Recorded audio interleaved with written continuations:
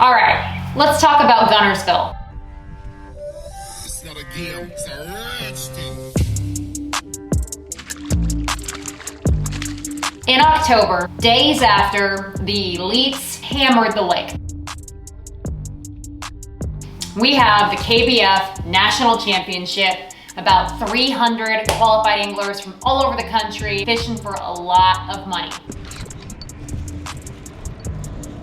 We've got a pretty decent track record on Guntersville in the fall. 87 3/4 inches for state fish. I managed to find an area that had thousands of fish. I was messing around with some wild techniques.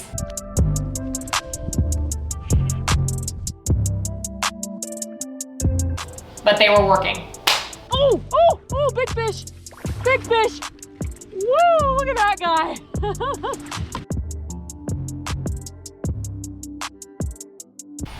Hey y'all, welcome back to my channel. Man, it's been a busy couple of weeks. I am just now finally getting around to editing my Lake Guntersville KBF National Championship footage. And guys, this one was a lot of fun. I got on a pretty incredible bite. I'm excited to share this with you, but more importantly, excited for you guys to maybe learn a little bit from this and boost your confidence when you're out fishing these tournaments. So as I mentioned, I didn't have a lot of time to practice. I was coming fresh off of a tournament on the Coosa River, had a day of travel, a day to get things together, and got on the water for about maybe a full day before the tournament started on Wednesday. What that meant for me, luckily I have had some experience on Lake Guntersville, especially in the fall, and I had an idea of a few areas where I knew there were just a good, healthy population of fish, and I knew there was a potential for some big fish if I could figure out what they were doing. So essentially my game plan going into this was to fish this area, use the first 2 days of the tournament as kind of practice days to learn my bite, hone in on what those bigger fish were doing, and hopefully blow it out of the water on day 3. So you're gonna see that I'm fishing grass out on the main river channel. As you all know, that bite is typically heavily dependent on whether or not they're pulling current. And because the tournament was in the middle of the week, they usually are generating, and I looked at the TVA app and it indicated that they were gonna be pulling current the entire week. So I was really banking on that, having those fish be fired up throughout the tournament, and should have been pretty easy to catch.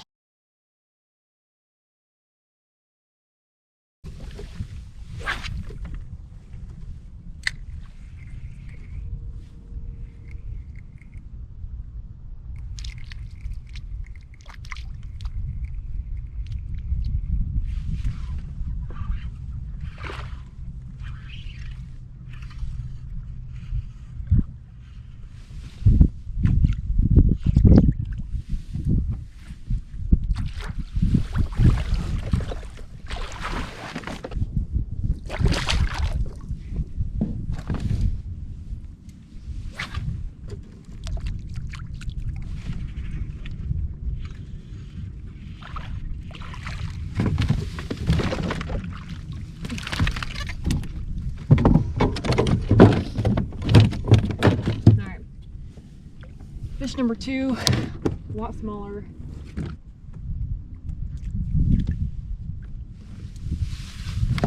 You guys, that was a good fish that just wiped at that. Oh, you gotta give these fish space.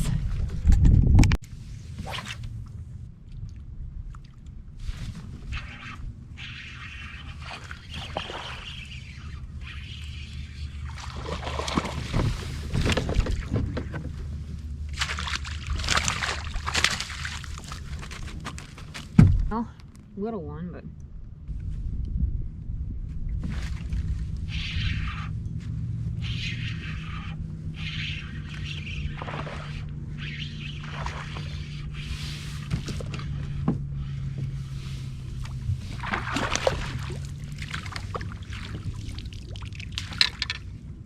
oh guys, I hope they start getting bigger than this, guys.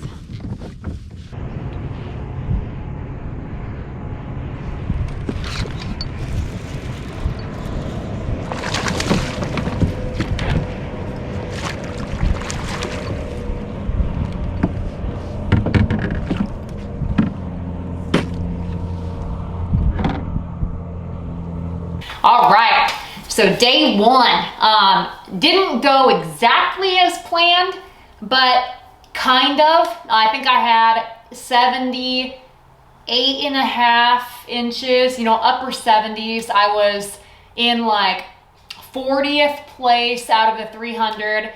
Not bad position. My goal was to average 80 inches a day the first 2 days and then blow it out of the water on day 3. And I was getting a very good, consistent 15, 16, and I got a 117-inch fish. And there were a lot of those fish there. I just could not get that big bite. So the majority of my fish came on fishing a technique that I typically just do in the spring, but it worked really well, oddly enough, this time of year. And that was working a big floating worm super erratically around that grass, getting right up on the grass edges, twitching it off almost like a fluke, and then working that thing super crazy like, and those fish just couldn't handle it. That was what I did day one, and then I did make one coal going back under a bridge, as you see the very last part of the video, fishing a deeper grass edge in like 6-7 foot, picked up a 17-incher back there on a big Texas rig creature bait right on the grass edges. So not bad position, and hoping to go into day 2 and have a little better day. So let's go check that out.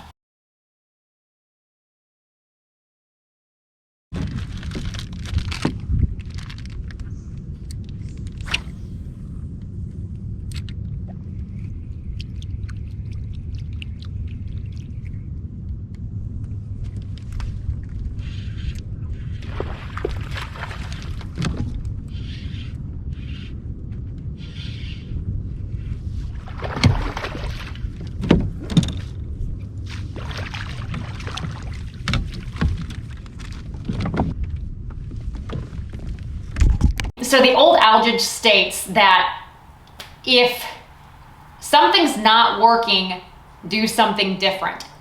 I didn't really quite put that together from day one. I fished the same area, expected different results.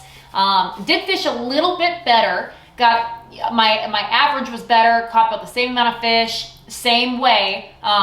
Fishing that big floating worm, got most of my bites. But I think I had 82 inches on day 2. So I did get that 80-inch average a day. So that put me in 30th place, making the cut, the top 100 fish on day 3. So honestly, guys, I was in a great position, felt really good about it. That's exactly what I wanted to do, but I knew that going into day 3, I'd have to really have a big bag to jump up and cash a good check. So I decided to do things a little bit differently on day 3. And the conditions coming into day 3 were a little different. Low pressure system moved in, a lot of cloud cover, a little bit of wind. So my plan was to work see if that buzzbait bite finally turned on, because it wasn't there for me the first 2 days. A little bit of top water action, and then I was actually gonna fish the back sides of these grass mats and try to just cover more water looking for a bigger bite. And it turns out that every once in a while, your plan goes exactly as it's supposed to go. And it did. Let's go look.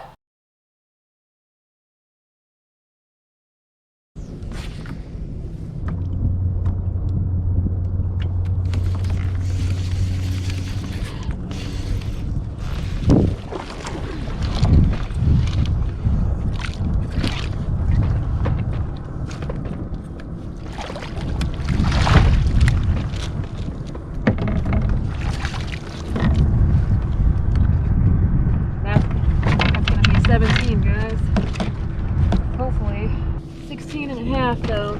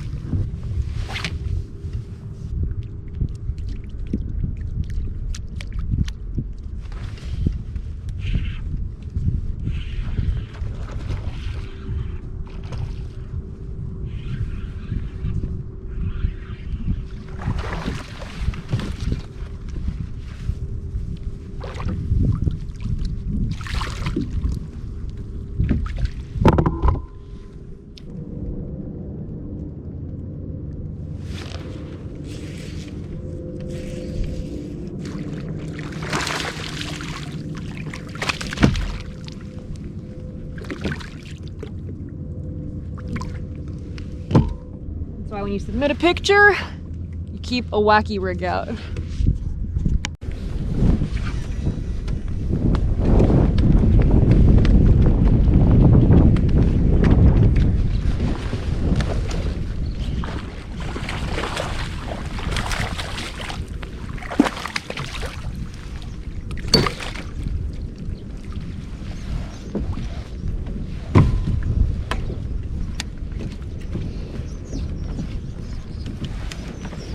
All right, 17 maybe?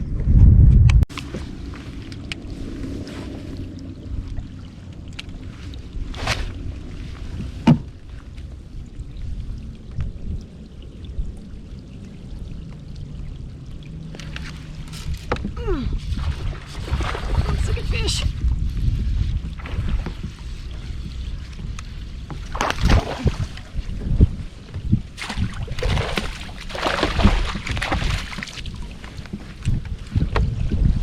But there might be one there. Oh. All right.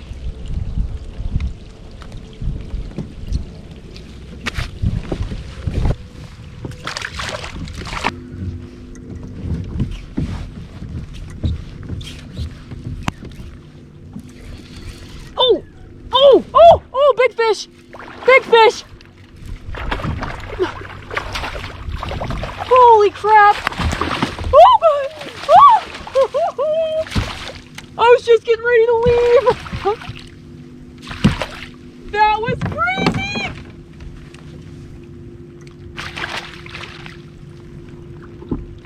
Woo! Look at that guy!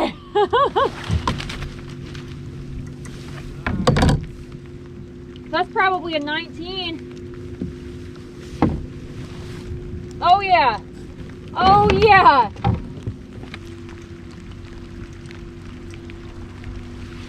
$19.75.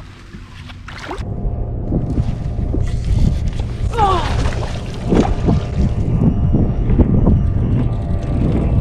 That's not good. That was a good fish.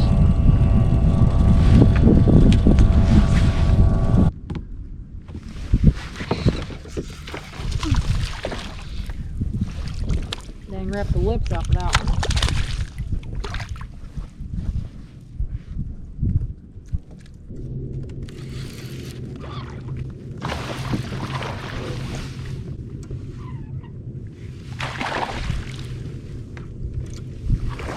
Oh no! Oh no! Oh, that sucks.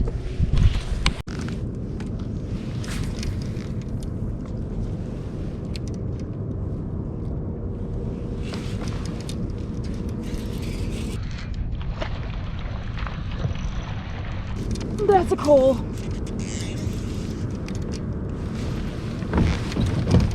Oh, don't lose him.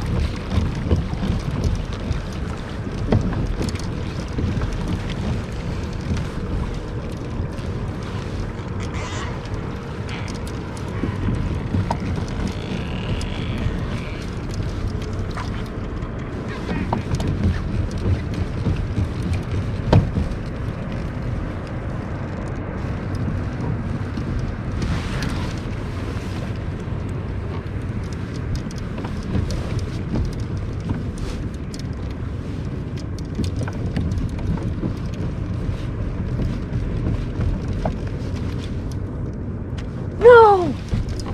No!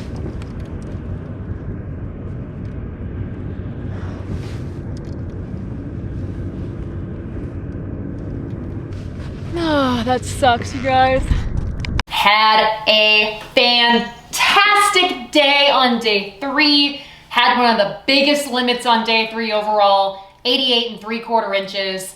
And as you can see at the end, my day kind of fell apart and I lost 2 giant fish. But that's how it goes. That's fishing. Did something a little bit different on day 3. I fished the inside edge of that grass mat. There was a lot of big milfoil pockets and I was flipping the holes there, fishing a wacky rig, fishing a weightless wacky rig along those grass edges and just kind of letting it soak.